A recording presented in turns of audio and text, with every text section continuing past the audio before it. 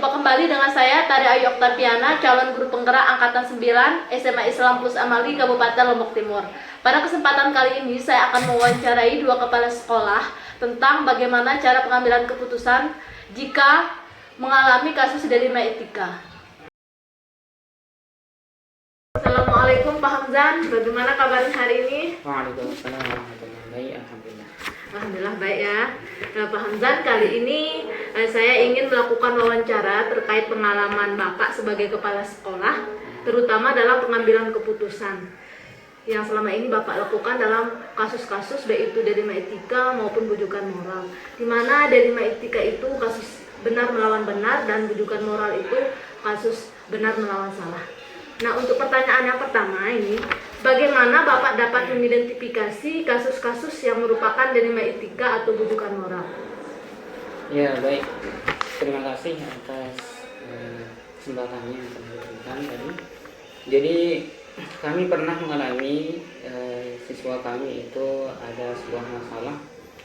Siswa kami ini mengalami musibah, yaitu kecelakaan itu, sehingga karena musibah itu sempat dia beberapa bulan itu tidak pernah masuk, ya sekitar 3-4 bulan dia tidak masuk, dan itu menjadi masalah bagi teman-temannya. Dan kita selaku guru itu juga tatkala dia tidak masuk itu kadang ragu antara apakah dia diberikan nilai atau tidak, diluluskan atau tidak gitu. Nah, terkait masalah itu saya kira masalah yang kami hadapi ini terkait dengan Rina, entah itu kami merasa ini sama-sama baik karena di satu sisi dia sakit, kemudian artinya bisa kita maklumi gitu, ini sama-sama benar. Kemudian kalau kita tidak luluskan menjadi masalah bagi dia nantinya. Dan saya merasa masalah ini saya kira lebih condong dia masuk dia kepada ilmu etika seperti itu. Ya, jadi di sini terjadi dilema ya Pak ya, antara meluluskan atau tidak. Ya, antara meluluskan kalau kita tidak luluskan nanti takutnya masa depan terganggu gitu Pak ya. Iya baik. Nah, untuk pertanyaan yang kedua di sini, bagaimana Bapak menjalankan pengambilan keputusan di sekolah Bapak, terutama untuk kasus-kasus di mana ada dua kepentingan ya Pak ya, yang sama-sama benar atau sama-sama mengandung nilai kebijakan. Apa tadi coba diulang? Bagaimana Bapak mengambil keputusan ketika terjadi pengambilan kasus? keputusan. Iya. Ya, tentunya di dalam menyelesaikan suatu masalah itu perlu adanya musyawarah, dan itu sering kita lakukan di sekolah.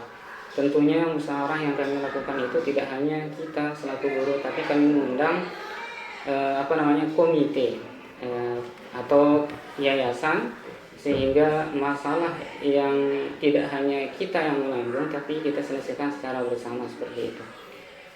Ya, itu kurang lebih. Kemudian bagaimana sih langkah-langkah atau prosedur seperti apa yang biasa Bapak lakukan selama ini? Ya, terkait dengan langkah-langkah di dalam menyelesaikan masalah, tentunya kami hadir, kami mengundang Bapak Ibu guru, kemudian komite hadir di dalam satu forum rapat begitu, kemudian kita kaji masalahnya seperti apa. Misalkan terkait dengan masalah Rina ini. Terkait dengan masalah Rina ini, tentunya ini kan kalau kita tidak meluluskan itu akan berpengaruh kepada pendidikannya, kemudian kepada pada dirinya sendiri seperti itu. Mentalnya. Ya, pada mentalnya. Kemudian hal ini setelah kita rapatkan tentunya pada pada hari-hari sebelumnya, pada bulan-bulan yang lalu, tentunya kita mengambil kesimpulan yang sudah kasih saja anak tersebut nilai dengan nilai yang standar, yang cukup baik lah, karena yang namanya orang sakit tidak bisa kita paksakan seperti itu kan. Artinya supaya mentalnya juga tidak terganggu, ya sudah luluskan saja, karena dengan sebab alasan karena dia sakit. Nah, seperti itu, Bu. Hal-hal apa saja yang selama ini Bapak anggap efektif dalam pengambilan keputusan pada kasus-kasus dilema etika? Ya. Saya rasa untuk efektifnya itu yang pertama kita kembali dengan apa yang diajarkan oleh orang tua kita, itu ya kembali untuk musyawarah. Karena ini yang paling penting di dalam menyelesaikan masalah itu adalah kita musyawarah bersama untuk bisa mencari solusi yang paling efektif di dalam menyelesaikan masalah tersebut. Saya kira itu yang paling penting, itu musyawarah.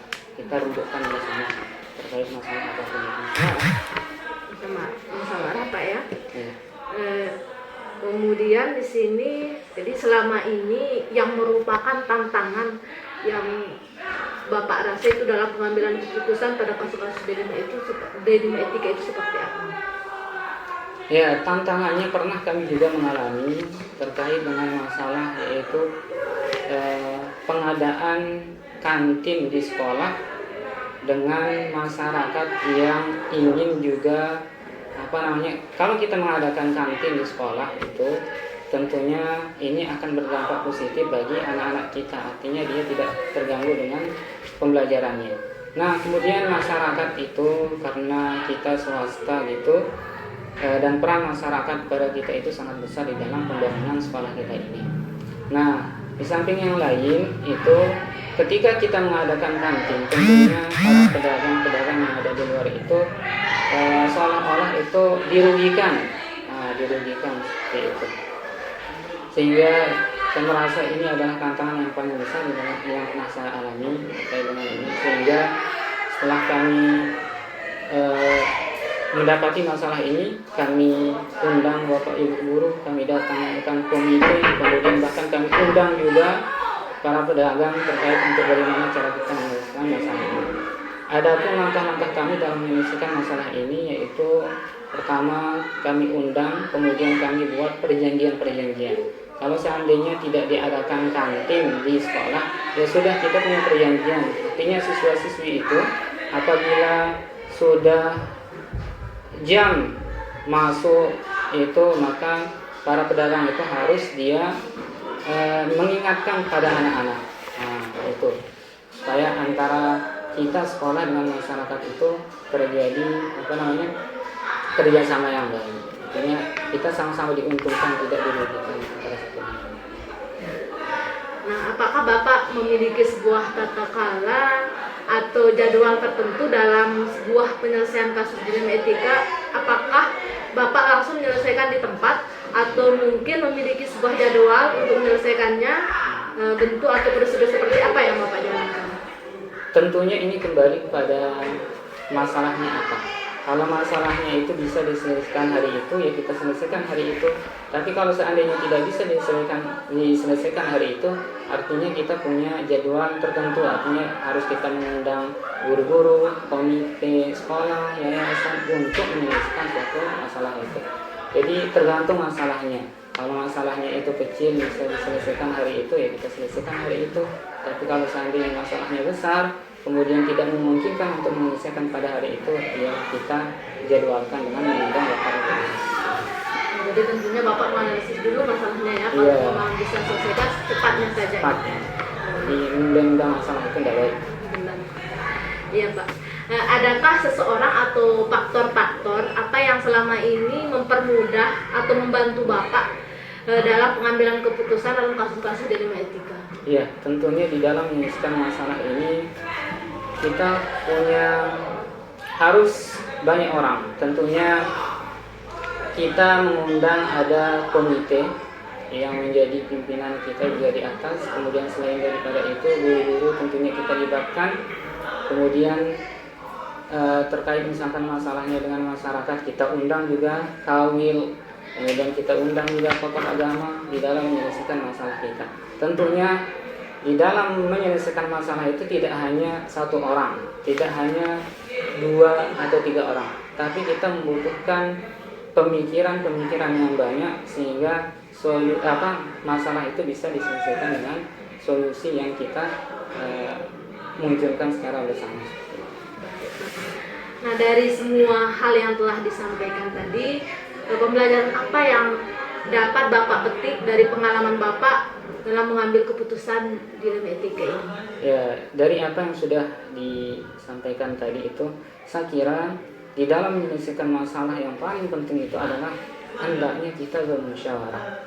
Jadi musyawarah ini sudah diajarkan dari Nabi kita Muhammad SAW yang sudah diajarkan. Kalau ada masalah silahkan musyawarah, dan ulama-ulama kita juga mengatakan seperti itu, dan para pendahulu kita, tokoh-tokoh kita itu jalan yang terbaik itu adalah musyawarah mufakat. Ya, baik Pak, terima kasih Pak atas waktunya. Ya, Jadi sama-sama. ya, saya memiliki gambaran yang sangat jelas sekali terkait bagaimana nanti kita menyelesaikan permasalahan dalam etika ini, Pak. Baik, Pak Hamdan, terima kasih. Sama-sama. Assalamualaikum Pak Zen. Waalaikumsalam warahmatullah. Bagaimana kabarnya hari ini? Alhamdulillah walafiat. Alhamdulillah. Pak Zen, kali ini saya ingin mewawancarai Bapak terkait pengalaman Bapak sebagai kepala sekolah selama ini dalam Ya. menyelesaikan atau mengambil keputusan ya, dan mengidentifikasi kasus-kasus apakah itu derima etika atau bujukan moral. Di mana derima etika itu kasus benar melawan benar, sedangkan kalau bujukan moral itu kasus benar melawan salah. Nah, untuk pertanyaan yang pertama, bagaimana Bapak dapat mengidentifikasi kasus-kasus yang merupakan dilema etika atau bujukan moral? Ya.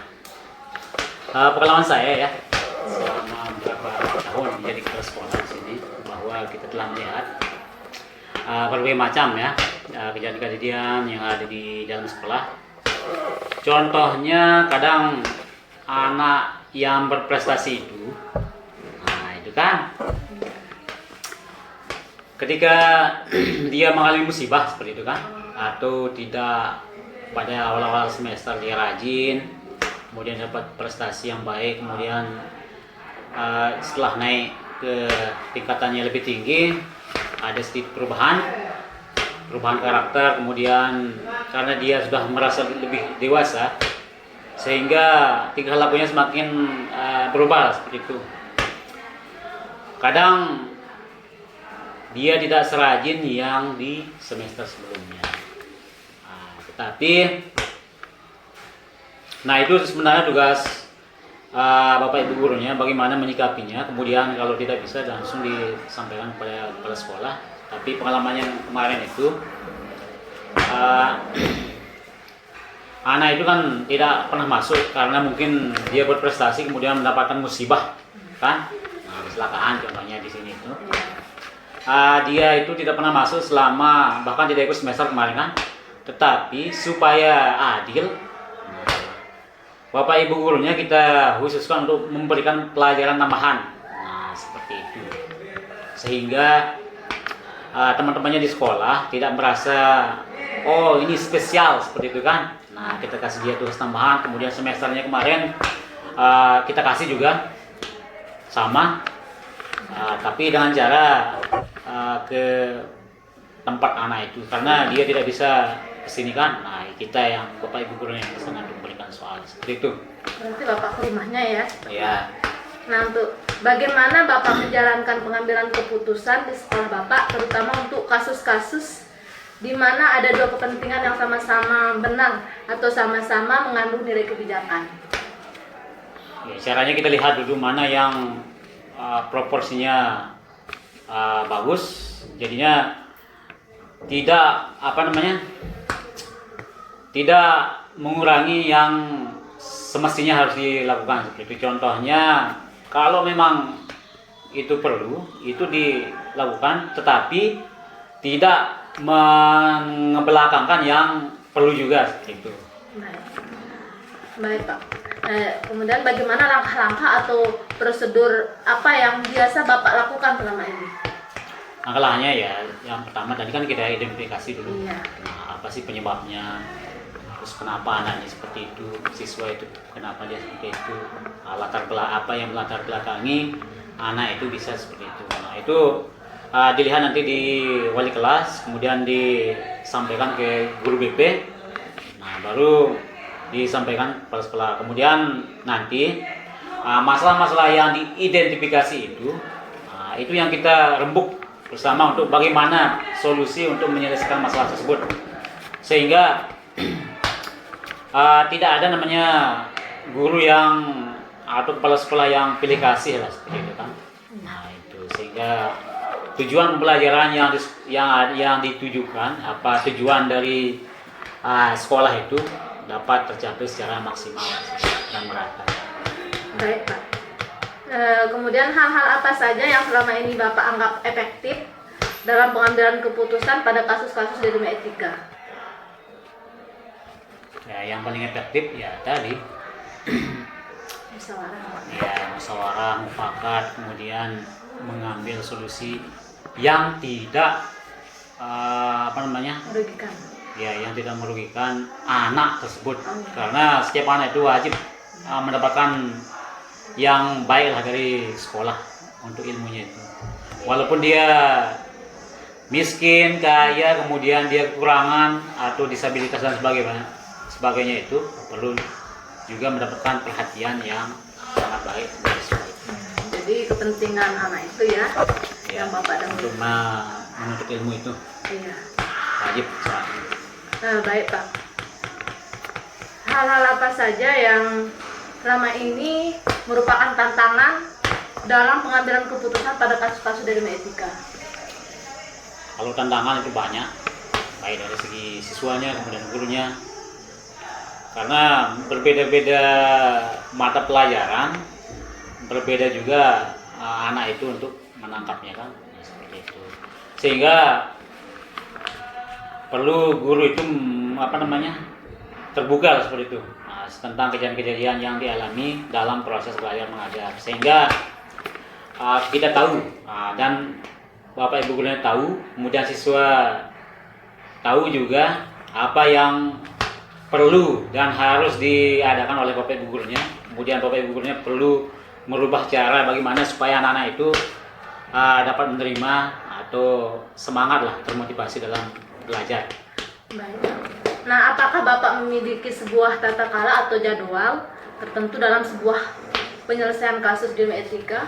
Apakah Bapak langsung menyelesaikan di tempat atau mungkin memiliki sebuah jadwal yang untuk menyelesaikannya dalam bentuk atau prosedur seperti apa yang Bapak lakukan? Kalau jadwal mungkin ada yang terjadwal. Nah, kalau terjadwal itu kan mungkin yang kasusnya lebih besar seperti itu.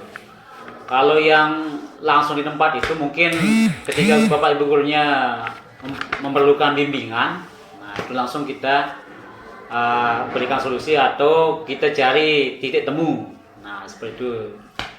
Ketika juga saat supervisi lah seperti itu kan. Kalau sekolah menemukan sesuatu, nah langsung kita berikan atau kita diskusi lah. Baik, Pak. Nah, adakah seseorang atau faktor-faktor apa yang selama ini mempermudah atau membantu Bapak dalam pengambilan keputusan dalam kasus-kasus di dunia etika?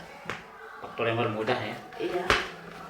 Ya mungkin untuk mempermudah itu kan nanti kita datangkan narasumber baik pengawas, kemudian yang berkepentingan lah seperti itu, kemudian yang memiliki wawasan yang lebih baik, termasuk juga di guru penggerak kan. Nah kemudian Bapak Ibu yang berprofesi tingkat lanjut atau yang sudah PPG lah seperti itu. Nah itu nanti kita gali, kemudian kita pelajari bersama tentang pengalaman yang pernah dialami lah seperti itu. Baik, Pak. Nah, dari semua hal yang telah disampaikan, pembelajaran apa yang dapat Bapak petik dari pengalaman Bapak mengambil keputusan di dalam etika? Pembelajarannya yaitu yang pertama kan kepala sekolah memanajemen. Nah, kepala sekolah itu tujuannya sebagai kepala manajemen apa sih kekurangan-kekurangan yang ada di sekolah itu, baik dari segi pembelajaran, kemudian fasilitas, kemudian apalagi pokoknya yang terkait dengan kegiatan belajar mengajar untuk mencapai tujuan pendidikan di sekolah itu. Nah itu pelajaran bisa diambil. Kemudian ada juga ketika kita mendapatkan masalah, nah itu juga merupakan suatu tantangan. Nah untuk perlu kita pelajari kan bagaimana sehingga ke depan kalau ada hal-hal yang datang seperti itu, kasusnya sama lah gitu. Iya, ataupun yang lainnya bisa kita selesaikan secepatnya lah seperti itu. Kemudian Bapak Ibu gurunya juga memiliki pengalaman yang lebih baik lah seperti itu. Baik. Ya. Ya terima kasih Pak Zen Oh atas sama-sama. waktunya. Berarti Jadi, sudah habis ya? Iya, saya memiliki gambaran yang cukup jelas ya dalam pengambilan keputusan tentunya terkait dengan kasus di dunia etika. Baik. Ya, terima kasih Pak Zen. Oh iya. Demikian wawancara saya dengan kedua kepala sekolah terkait dengan cara pengambilan keputusan apabila terjadi kasus di dunia etika. Semoga bermanfaat untuk kita semua. Wassalamualaikum warahmatullahi wabarakatuh.